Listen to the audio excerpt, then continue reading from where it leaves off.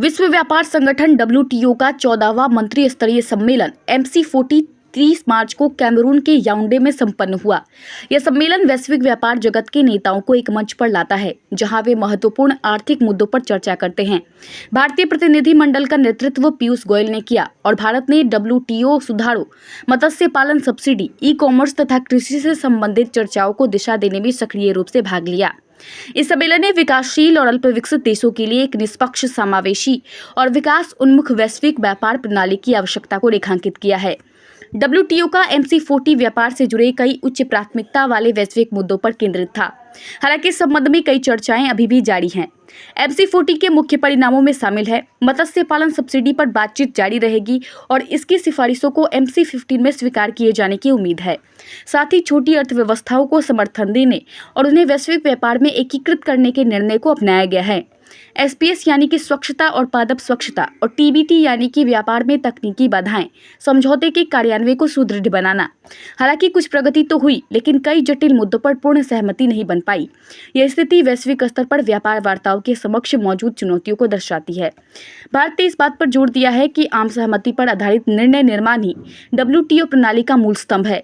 श्री पीयूष गोयल ने इस बात पर बल दिया है कि किसी भी देश को उसकी सहमति के बिना किसी समझौते में शामिल होने के लिए बाध्य नहीं किया जाना चाहिए। भारत ने कुछ प्रमुख चिंताओं को रेखांकित किया है, जैसे एक पारदर्शी और समावेशी सुधार प्रक्रिया की आवश्यकता है, खाद्य सुरक्षा और सार्वजनिक स्टॉक होल्डिंग PSH जैसे लंबे समय से लंबित मुद्दों पर समाधान करना और विवाद समाधान की उस प्रणाली को ठीक करना जो ठीक से काम नहीं कर रही है। MC14 में मत्स्य पालन सब्सिडी सबसे ज्यादा चर्चा वाले विषयों में से एक थी और भारत ने इस पर लोगों को केंद्र में रखने वाला और संतुलित नजरिया पेश किया था। भारत ने यह भी बताया कि 90 लाख से ज्यादा लोग अपनी आजीविका के लिए मत्स्य पालन पर निर्भर हैं। भारतीय मछुआरे ज्यादातर छोटे पैमाने पर और टिकाऊ तरीके से काम करते हैं। असली समस्या बड़े औद्योगिक बेड़ों से है, न कि पारंपरिक मछुआरों से। इलेक्ट्रॉनिक्स ट्रांसमिशन पर सीमा शुल्क का मुद्दा अभी भी अनसुलझा बना हुआ है। MC14 में व्यापक चर्चाओं के बावजूद WTO सदस्य किसी आम सहमति पर पहुंचने में असफल रहे। भारत ने अपना पक्ष रखा और उसका मुख्य जोर इन बातों पर था: डिजिटल विभाजन को पाटना, साथ ही डिजिटल बुनियादी ढांचे और कौशल को मजबूत करना और डिजिटल व्यापार में विकासशील देशों की निष्पक्ष भागीदारी सुनिश्चित करना।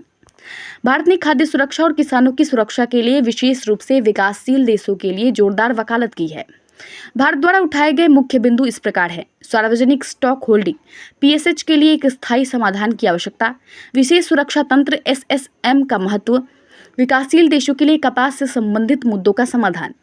WTO का मंत्री स्तरीय सम्मेलन विश्व व्यापार संगठन की सर्वोच्च निर्णय लेने वाली संस्था है और यह हर 2 साल में आयोजित किया जाता है। यह निम्नलिखित कार्यों में महत्वपूर्ण भूमिका निभाता है: पहला, वैश्विक व्यापार के नियम निर्धारित करना, अंतर्राष्ट्रीय समझौतों पर बातचीत करना और विवादों और नीतिगत मुद्दों को सुलझाना।